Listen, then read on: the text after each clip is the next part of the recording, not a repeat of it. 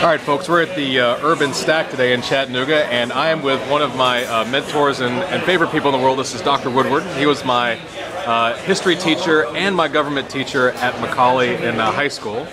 And he is retiring this year, so I've asked him to give me one last lecture that I can listen to, because he was one of my favorite teachers ever. So one of the things that I wanted to ask Dr. Woodward, he has taught for many years, he's read so many books, taught so many lectures about history, about government.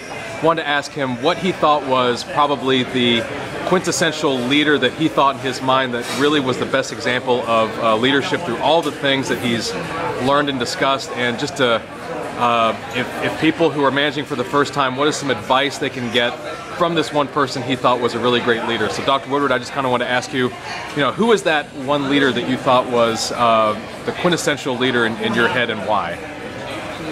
I would say it would have to be, because I'm an American historian, FDR. He was president from 32 until he died in 45. But I think some of the background stuff to understanding leadership and how I could maybe link it with Roosevelt, I'd take it back to the Greeks. The idea that in order to rule successfully, one had to have been ruled. And I think that in some ways with Roosevelt, maybe less so than others, but he'd had the experience of having been an assistant secretary of the Navy. He had the experience of trying and failing at a number of things politically. The other part, though, is that I think that he has the ambition. There's no doubt about it. But I think the ambition stemmed from a desire that came from understanding people, which is pretty ironic considering that he was born into tremendous great privilege. But I think what strengthened him was the fact that he contracted polio when he was 39 years old.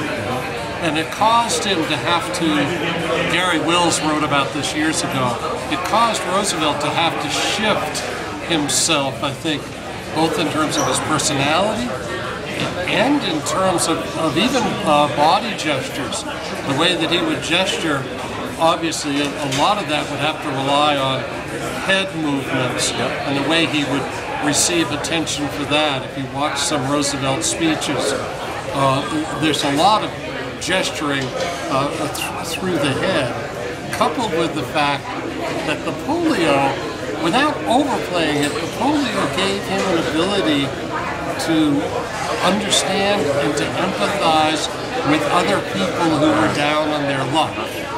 And so I think that you'll see this play out in a number of ways. Sometimes he's tremendously lucky. He went out into the Dust Bowl, I think it was in 33 or 34, and after he spoke it rained. If Hoover had done that, it probably wouldn't have been the same result. I think that he's a practical politician who knew how to compromise and wheel and deal, but working with him could be extremely frustrating. There was one time when they wanted to work on a tariff bill, and you had high tariff advocates on one side, low tariff advocates on another, and he said, just go to a room and figure it out. I think he could be dissembling, he could be dishonest, but in a number of ways, what attached him so much to the American people is that a lot of the American people felt that they had somebody in the White House who understood them. And I think he drew a lot of his power from them. The big points, I think, of Roosevelt's presidency would be the leadership in World War II, coupled with the fact of maybe not solving the problems of the New Deal, but as somebody said a long time ago, Roosevelt at least asked the right questions. He might not have come up with the right answers, but he at least asked the right questions. I really like what you said about Roosevelt being able to connect with people, having empathy. We talk a lot about that now with managers. You know, in today's world, that's what they need to do. They need to be able to connect with people. And as you said, also asking the right questions and knowing what's really going on. I think that's great. So thank you for that. Thank you for mentioning about Roosevelt, and thank you for all the years of service you had with me and other guys at Macaulay. We really appreciate it. Okay, thank you for the interview. Okay, thanks. I appreciate the chance.